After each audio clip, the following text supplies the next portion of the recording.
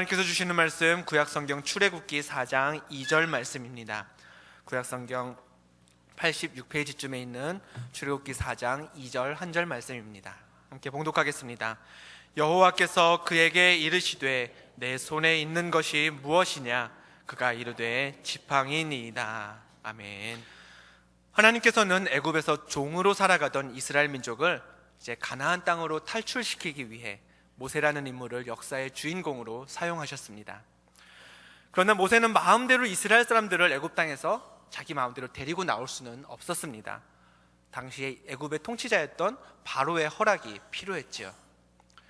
때문에 하나님은 모세로 하여금 바로에게 가서 이렇게 말하라고 일러주셨습니다. 출애굽기 3장 18절 말씀입니다. 너는 장로들과 함께 애굽 왕에게 이르기를 여호와께서 우리에게 임하셨은즉 우리가 우리 하나님 여호와께 제사를 드리려 하오니 사흘길쯤 광야로 가도록 허락하소서 하라. 모세가 처음부터 바로 앞에 가서 다짜고짜 우리가 이제 이 나라를 떠나 가나안에 가서 살겠습니다 이렇게 선포하면 바로가 받는 충격이 클까봐 그랬는지 하나님은 그저 사흘길쯤 광야로 가겠다라고 말하거라 그렇게 모세에게 말씀하셨습니다. 바로 앞에 나아간 모세는 하나님이 시키신 대로 했습니다. 바로 왕의 반응이 어땠을까요? 바로의 첫 반응은 이랬습니다. 바로가 모세와 아론을 불러 이르되 너희는 가서 이 땅에서 너희 하나님께 제사를 드리라. 하나님께 제사를 드리고 싶거든 멀리 갈 것 없이 광야로 사흘씩 나갈 것 없이 여기 애굽 땅에서 너희 하나님께 제사를 드리라는 것이죠. 그러나 모세가 바로의 협상을 거절했고요. 그러자 바로는 또 다른 안을 제시했습니다. 내가 너희를 보내리니 너희가 너희의 하나님 여호와께 광야에서 제사를 드릴 것이나 너무 멀리는 가지 말라.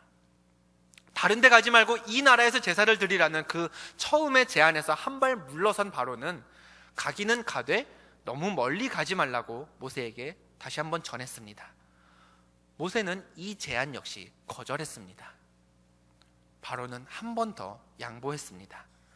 출애굽기 10장 8절을 보면 바로가 모세에게 좋다, 여호와를 섬기러 갈 사람이 누구냐라고 물었고 모세는 남녀노소는 물론이거니와 가축들까지 다 데리고 가겠습니다 라고 대답했습니다. 그러자 바로가 제안했습니다. 그렇게 하지 말고 너희 장정만 가서 여호와를 섬겨라. 남자들만, 어른 성인 남자들만 가라는 거죠. 이마저도 모세가 거절하자 바로는 마지막으로 모세에게 말했습니다. 출애굽기 10장 24절입니다. 너희는 가서 여호와를 섬기되 너희의 양과 소는 머물러 두고 갈지니라. 사람들만 가고 너네들 소유물, 너네들 재산은 여기 그냥 두고 가라는 것이 바로의 마지막 제안이었습니다. 어떻게 해서든지 모세를 설득시키려는 이 바로 왕, 여러분이 보시기에 지금 바로 왕이 이스라엘 사람들을 광야로 떠나보낼 의향이 있어 보입니까? 아니면 없어 보입니까? 바로가 4번이나 모세를 설득시키려 했다는 얘기는 곧 이스라엘 민족을 어떻게 해서든지 애굽 땅에 붙잡아 두고 싶었다는 이야기입니다. 즉 자기는 모세가 원하는 바를 100% 다 들어줄 의향이 애초부터 없었다는 얘기였겠죠. 이렇게 협상 중에 자기 고집을 내세우는, 자기 뜻을 끝까지 포기하지 않는 모습은요, 사실 바로보다 그 피해자였던, 일종의 피해자였던 모세가 사실은 원조입니다. 한때는 애굽의 왕자였으나 광야로 도망쳐서 양떼를 돌보며 40년을 살았던 그 모세에게 호렙산에서 하나님이 나타나셨습니다. 하나님은 애굽에 거주하던 이스라엘 민족 전체를 가나안으로 데리고 가라는 사명을 모세에게 맡기셨습니다. 하지만 하나님의 부름을 받은 모세는 하나님, 내가 여기 있나이다, 나를 보내주소서, 그렇게 곧장 순종하지는 않았습니다. 가장 먼저 모세는 하나님께 이렇게 말했습니다. 내가 누구이기에 바로에게 가며 이스라엘 자손을 애굽에서 인도하여 내리이까? 쉽게 말해서 자신은 민족을 이끌어갈 리더로서 하나님의 부름을 받을 만한 사명자로서 자격이 없다는 것이었죠. 그도 그럴 것이 모세는 부와 명예 또 재물 그 모든 것으로부터 그 모든 면에서 다른 사람보다 나을 게 없는 그런 사람이었습니다. 지난날에 40년 전에 애굽 왕궁에서 보냈던 과거는 화려했을지 모르지만 지금의 모세는 모든 것을 다 잃고 시골로 낙향한 그런 시골 노인에 불과했던 것이죠. 다음으로 모세는 이런 변명을 하나님께 했습니다. 이스라엘 자손에게 가서 하나님이 나를 너희에게 보내셨다 하면 그들이 내게 묻기를 그의 이름이 무엇이냐 하리니 내가 무엇이라고 그들에게 말하리이까. 나는 지금 나한테 이런 일을 시키고 있는 당신이 누구인지 잘 모르겠다는 겁니다. 즉 모세는 하나님에 대해서 아는 게 없었습니다. 믿음으로 사명을 감당하기에는 하나님에 대한 지식이 너무 부족했던 거죠. 세 번째, 하나님을 설득시키려는 모세의 변명은 이랬습니다. 그들이 나를 믿지 아니하며 내 말을 듣지 아니하고. 이것은 모세 자신의 공신력에 대한, 신뢰성에 대한 문제입니다. 모세는 스스로가 가진 것도 없고 내세울 것도 없고 그런 것이 다 없는 사람임을 잘 알았습니다. 자기 자신이 말이죠. 때문에 하나님이 나를 보내셨다고 아무리 외쳐도 사람들이 그 말을 믿지 않을 것이라는 불안감이, 내가 그런 일을 할 만한 사람이 아니기 때문에 사람들도 나를 신뢰하지 않을 거라는 그런 불안감이 모세에게서 떠나지 않았던 것입니다. 하나님께서 주시는 사명을 사양하려는 모세의 네 번째 이유입니다. 오 주여, 나는 본래 말을 잘하지 못하는 자니이다. 나는 입이 뻣뻣하고 혀가 둔한 자니이다. 당시 모세가 머물고 있던 곳은 미디안 광야였고 미디안 사람들은 애굽 사람들과 좀 다른 말을 사용했습니다. 즉 40년 동안 미디안 방언만 말하며 살던 그 모세였기에 그는 애굽 왕 앞에 가서 자신 있게 애굽 말로 멋진 웅변을 할 수 있는 그럴 자신이 없었던 겁니다. 이어서 하나님을 향해 모세가 결정적인 펀치를 한 방 날립니다. 출애굽기 4장 13절 말씀입니다. 오 주여, 보낼 만한 자를 보내소서. 여쭤보겠습니다. 여러분이 보시기에 지금 모세가 민족을 위해 일하라는 하나님의 명령에 순종하고자 하는 마음이 조금이라도 있어 보이십니까? 여러 번에 걸쳐서 모세를 설득하고자 했던 바로가 처음부터 이스라엘 사람들을 광야로 보내달라는 그 모세의 요구를 들어줄 의향이 없었던 것처럼 5번이나 하나님께 핑계를 대고 있는 이 모세의 모습을 보고 있자면 그는 하나님 뜻에, 하나님 부르심에 순종할 마음이 전혀 없는 사람처럼 여겨집니다. 그런 모세의 속마음을 아는지 모르는지 오늘 본문 말씀인 출애굽기 4장 2절을 보면 하나님이 모세에게 물으십니다. 내 손에 있는 것이 무엇이냐? 미디안 광야에 거주하던 모세의 생업은 장인 소유의 양떼를 치는 것이었습니다. 때문에 모세는 양을 치는 목자들의 필수품이었던 지팡이를 손에 쥐고 있었습니다. 하나님은 모세의 손에 지팡이가 있음을 확인시킨 후에 4장 17절 말씀에서 이렇게 말씀하십니다. 너는 이 지팡이를 손에 잡고 이것으로 이적을 행할지니라. 생각해보죠. 애초에 하나님께서 모세에게 민족의 구원을 책임질 리더라는 사명을 맡기셨을 때 모세는 스스로가 자기는 그런 일을 할 사람이 아니라고 여겼습니다. 그런데 하나님이 이번에는 양을 칠 때 사용하는 그 지팡이를 부각시키시고 그 지팡이를 네가 가지고 있는 거 맞지? 그렇게 확인시키시더니 그 지팡이만 손에 잡고 있으면 할 수 있다고, 지팡이로 이적을 행하면 된다고 말씀하고 계십니다. 이런 이야기를 들었던 모세의 기분이 어땠을까요? 도저히 자기의 핑계로는 하나님을 설득시키지 못할 것 같다는 그런 느낌에 마지못해 하나님의 부르심에 순종은 했지만 마음은 아마 꺼림칙했을 겁니다. 40년 동안 머물던 그 평안하고 그 조용하고 고요하던 그 미디안 광야를 떠나서 정치적 그 논란의 현장, 자신의 민족이 울부짖고 있는 그 애굽 땅으로 발걸음을 옮기는 사명감의 부담을 안고 애굽으로 향하는 그의 마음이 막 기대감에 벅차오르거나 자기에게 주어진 그 놀라운 사명감에 그 막 기대가 부풀어 오르고 그러지는 않았을 것 같습니다. 하지만 어찌되었든 모세는 하나님의 말씀대로 행했습니다. 출애굽기 4장 20절 말씀은 이렇습니다. 모세가 애굽으로 돌아가는데 모세가 하나님의 지팡이를 손에 잡았더라. 요즘같이 경제가 어려운 때일수록 일을 구하는 사람들은 일자리가 없다고 합니다. 일을 주는 사업자들은 필요한 인물을 찾기가 참 힘들다고 또 한쪽에선 얘기하죠. 때문에 구직자들은 기업이 원하는 사람이 되기 위해 스펙 하나라도 더 만들려고 애를 쓰고, 기업에서는 필요한 인재를 제대로 찾기 위해 인성검사며 갖가지 면접법을 시행합니다. 그러면 취업에 성공할 수 있는 사람, 기업이 진짜 원하고 바라는 사람은 어떤 특성을 가지고 있을까요? 사람마다 내세울 만한 장점이 다 다르고, 또 기업들마다 근로 환경이 다르기 때문에 뭐라고 딱 한 가지로 집어 말할 수는 없겠지만 적어도 이것만은 분명합니다. 모세처럼 책임이 맡겨졌을 때 여러 핑계를 대며 회피하는 사람, 어떤 일을 해야만 하는 이유를 찾기보다 모세처럼 일할 수 없는 이유만 주구장창 나열하는 사람, 애굽에서 태어났지만 미디안 광야에서 오랫동안 살아온 까닭에 외국어는커녕 모국어인 애굽말조차 제대로 구사하지 못하는 사람, 한때는 애굽의 왕자로서 정치적 협상과 고급 문화에, 인류 문화에 친숙했을지 모르지만 40년 동안 시골에서 목자 노릇만 해온 까닭에 이제는 현실 감각이 너무 떨어져 버린 사람, 이런 사람이 기업으로부터 스카웃되거나 중요한 프로젝트를 부여받기란 불가능한 일일 테죠. 모세는 이렇듯 자신이 부족한 사람이라는 사실을 잘 알았습니다. 그렇기 때문에 끈질기게 하나님의 부르심에 토를 달았을 겁니다. 하지만 과정이야 어찌 되었든 모세는 하나님이 가라는 곳으로 갔습니다.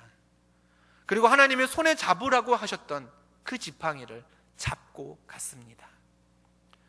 즐겁고 기쁘게 행한 순종은 아니었지만, 또 하나님을 전적으로 신뢰했거나 자신의 굳건한 믿음을 드러낸 것도 아니었지만, 하나님이 잡으라는 지팡이를 잡고 하나님이 가라는 애굽의 바로 왕 앞에 갔을 때 그에게 어떤 일들이 일어났습니까?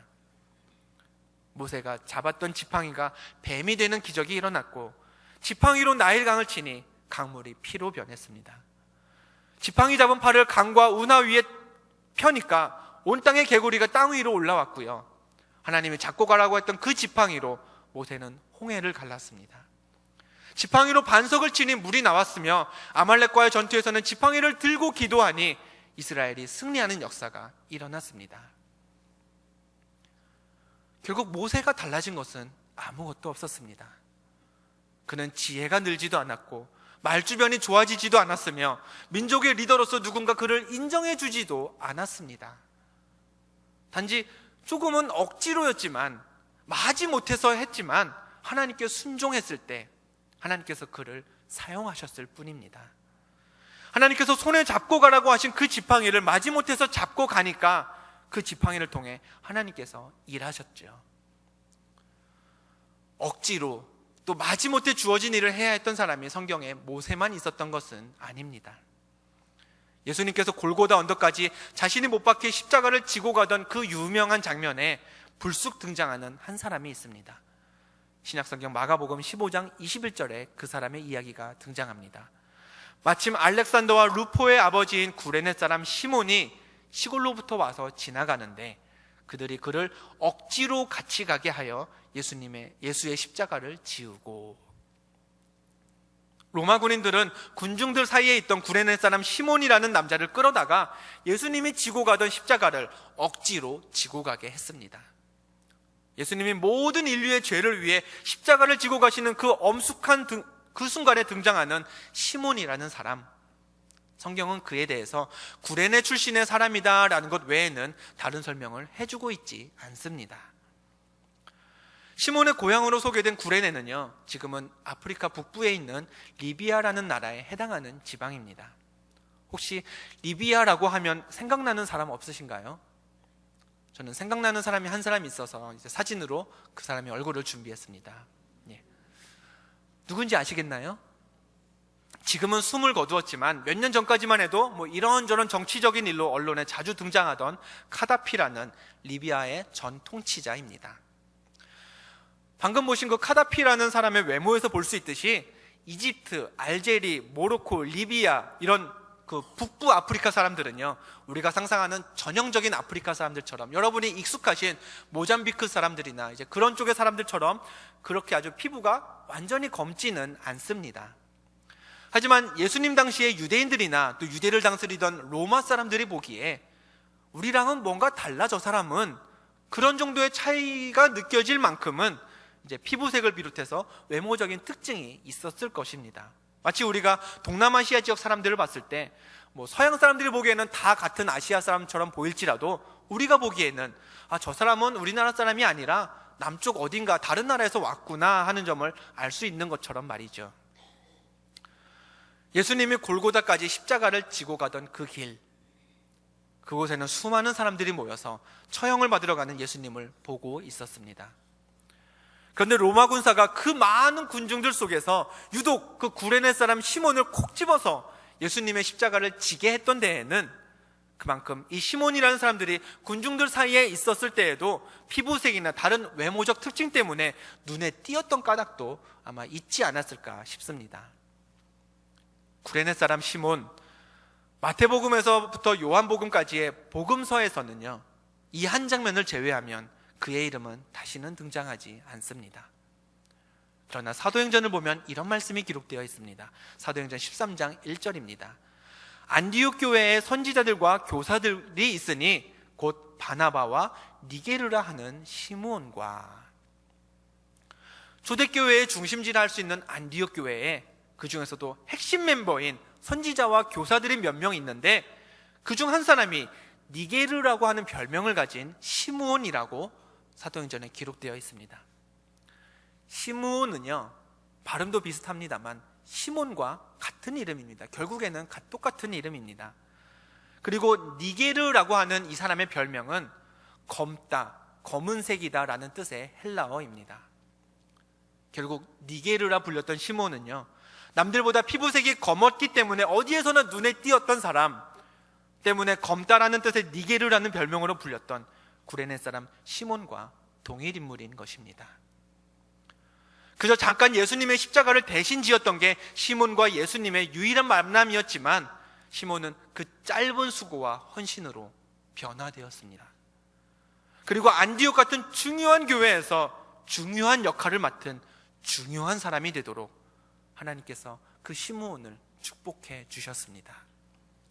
더 놀라운 사실은 예수님의 축복을 받은 것이 시몬 혼자만이 아니라는 것입니다. 로마서 16장 13절에서 바울은 이렇게 말했습니다. 주 안에서 택하심을 입은 루포와 그의 어머니에게 문안하라. 루포가 누구였죠? 우리가 아까 읽었던 마가복음 말씀을 보면요, 구레네 사람 시몬이 예수님의 십자가를 억지로 지던 그 장면에서 시몬을 이렇게 소개했었습니다. 알렉산더와 루포의 아버지인 구레네 사람 시몬이 십자가를 억지로 지고 갔다라고 마가복음에 기록되어 있습니다. 즉 루포는 구레네 사람 시몬의 아들인데 로마서 말씀은 바로 그 루포가 주 안에서 택하심을 입었다고 기록하고 있습니다. 무슨 일이 있었던 것인지, 또 루포가 어떤 일을 했는지 정확히는 알 수 없지만 아마 그 시몬의 아들 루포 역시 아버지처럼 교회에서 중요한 역할을 하면서 하나님께 쓰임받는 사람이 되었음을 우리가 확인할 수 있는 부분입니다. 뿐만 아닙니다. 로마서 16장 말씀은 이렇게 이어집니다. 루포와 그의 어머니에게 문안하라. 그의 어머니는 곧 내 어머니니라. 루포가 구레네 사람 시몬의 아들이니까 루포의 어머니는 바로 시몬의 아내가 됩니다. 바울은 그런 시몬의 아내를 이렇게 소개했습니다. 그는 곧 내 어머니니라. 물론 바울이 자신의 친어머니를 말한 것은 아닙니다. 시몬의 아내이자 루포의 어머니인 이 여성은 바울이 자신의 어머니로 여길 만큼 바울에게 그만큼 소중한 사람이 되어 있었던 것입니다. 예수님을 만나기 전에 구레네 사람 시몬의 삶이 어땠는지 우리는 확인할 방법이 없습니다. 예수님을 믿었었는지, 아니 예수님을 알기라도 했었었는지 성경은 그에 대해서, 예수님을 만나기 이전의 시몬에 대해서 전혀 이야기하고 있지 않습니다. 다만 로마 군사에 의해 억지로 예수님의 십자가를 진 후에 그가 어떤 축복을 받았는지는 확인할 수 있습니다. 그는 교회를 세우는 사람이 되었습니다. 자기 혼자뿐만이 아니라 그 아내와 아들까지도 하나님의 일을 위해 쓰임받는 인생을 그의 가정이 살아갔습니다. 무엇이 시몬과 그의 가정을 이렇게 변화시켰습니까? 잠깐이었지만, 또 억지로였지만 예수님을 위해 시몬이 지었던 바로 그 십자가 때문이었습니다. 우리는 방금 두 인물을 살펴보았습니다. 자신이 없었지만, 내키지도 않았지만 지팡이를 잡고 애굽으로 가라 하시는 하나님을 이런 변명 저런 핑계를 대면서 포기하게 만들고 싶었지만 하나님을 설득하는 데 실패해서 억지로 지팡이를 손에 쥔 채 사명을 감당해야 했던 사람 모세, 또 십자가를 지고 골고다로 향하는 예수님을 구경하던 그런 평범한 사람이었지만 우연히 로마 군인에 의해 예수님의 십자가를 지게 되었던 구레네 사람 시몬. 두 사람 다 억지로 일을 맡게 되었지만 하나님은 그런 그들조차 생명을 살리는 일에 귀하게 사용하셨습니다. 모세는 하나님에게 떠밀려서 하는 수 없이 민족의 리더가 되었지만 하나님은 그를 통해 바다를 가르셨고 반석에서 물을 내셨습니다. 광야에서 이방 민족과 싸워서 승리하게 하셨고 무사히 가나안까지 도착하도록 그렇게 모세를 하나님이 사용하셨습니다.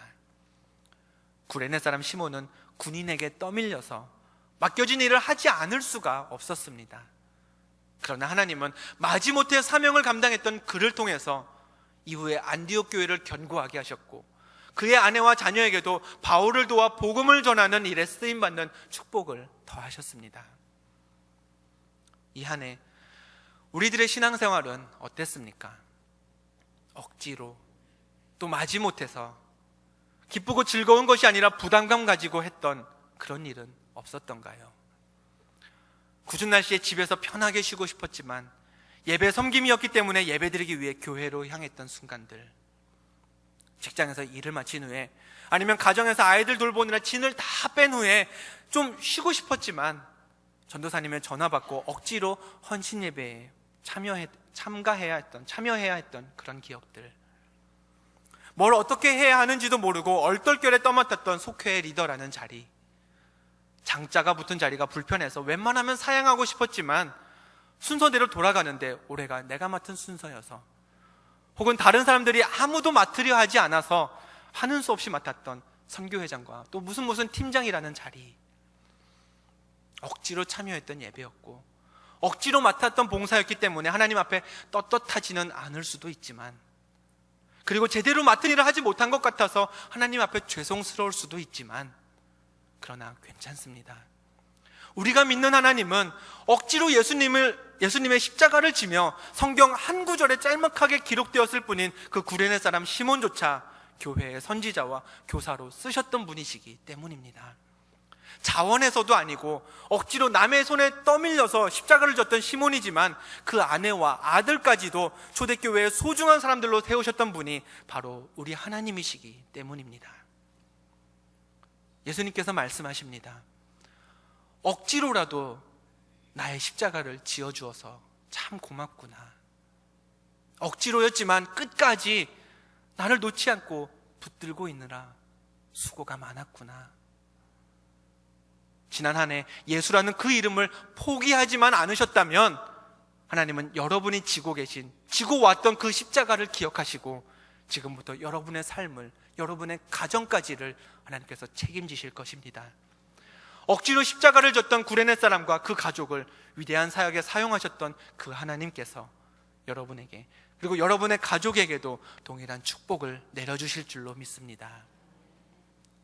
지팡이를 손에 쥐기는 했지만 내키지 않는 마음에 억지로 애굽을 향해 갔던 모세처럼 어쩌면 지금 답답한 마음으로, 부담감 가득한 마음으로 내년을 맞이하는 분들도 계실지 모르겠습니다. 모세가 하나님께 되물었던 바로 그 질문들처럼, 나는 사람들을 이끌 자격이 없는 사람인데, 나는 하나님이 누구인지, 예수님이 어떤 분이신지도 잘 모르는 사람인데, 내가 앞에 나서려 해도 사람들이 나를 인정하지도 않을 텐데, 나는 말주변도 부족한 사람인데, 그럼에도 불구하고 내년에 교회에서 여러분에게 맡겨진 직분 때문에 기도하며 고민하는 중이신 분도 계실 것입니다. 하나님은 모세가 한민족 전체를 이끌 리더가 되기에는 여러 가지 결격 사유가 있다는 사실도 잘 아셨지만 그의 손에 지팡이를 쥐어주셨습니다. 하나님은 우리 또한 대단한 능력이 있는 사람이 아니라는 것 잘 알고 계십니다. 하지만 나보다 더 나를 잘 아시는 분이 우리 하나님이시기에 저와 여러분이 감당할 만한 그 사명과 직분을 허락하신 줄로 믿습니다. 모세가 잘했다고 칭찬받을 수 있는 이유는 딱 한 가지입니다. 내키지도 않았지만 하나님께서 지어주신 지팡이를 끝까지 잡고 놓지 않았던 것. 바로 왕은 자신의 요구를 듣지도 않았고 사람들은 광야에서 자신을 원망했으며 먹을 것, 마실 것이 없어서 본인도 어떻게 해야 할지를 알지 못했던 때가 한두 번이 아니었지만 모세는 끝까지 하나님께서 지어주신 지팡이만은 놓지 않았습니다. 그러자 그 지팡이가 일하기 시작했습니다. 지팡이가 바다를 갈랐고 지팡이가 물을 샘솟게 했으며 지팡이가 이스라엘 민족을 가나안 그 앞까지 무사히 도착하게 만들어 주었습니다. 쓰임받기에는 내가 부족한 사람 같아 보여서, 열심히 일하기에는 내 시간도 내가 가진 물질도 부족한 것 같아 보여서, 그래서 거절할 수 있을 때까지 최대한 빼보다가 억지로 맡게 되신 그런 사명이 있으십니까? 지팡이를 끝까지 놓지 않았던 모세처럼 하나님께서 우리를 통해 일하실 그 기회를 포기하지만 않는다면 모세처럼 우리도 주어진 일을 잘 감당하는 능력 있는 하나님의 도구가 될 줄로 믿습니다. 억지로 졌던 십자가, 잡고 싶지 않았지만 하는 수 없이 잡을 수밖에 없었던 그 지팡이, 하나님은 그 십자가로 인해 시몬에게 복을 주셨고 하나님은 그 지팡이로 인해 모세와 함께 하나님의 역사를 써내려가셨습니다. 한 해를 마무리하는 이 시간, 지금까지 억지로 지고 왔던 십자가가 있으시다면 이제부터 하나님께서 주실 복을 기대하시기 바랍니다. 내년을 앞두고 거절하지 못해서 잡고 있는 지팡이가 있으시다면 그 지팡이를 통해서 나타난 하나님의 능력을 믿고 순종해 보시기 바랍니다. 하나님께서 저와 여러분에게 물으십니다. 지금 내 손에 있는 것이 무엇이냐? 내가 그것으로 너와 함께 일하리라. 기도하겠습니다. 하나님, 지난 한 해 우리들 구레네 사람 시몬처럼 억지로 지고 온 십자가가 있다면 이제 그 십자가로 인해 하나님께서 주시는 복을 누리며 살게 하여 주옵소서. 다가올 한 해 모세처럼 부담되지만 하지 않으면 안 되는 일이 있다면 우리 손에 쥐어주신 그 지팡이를 붙잡고 하나님의 도구로 쓰임받게 하여 주옵소서. 예수 그리스도의 이름으로 기도합니다. 아멘.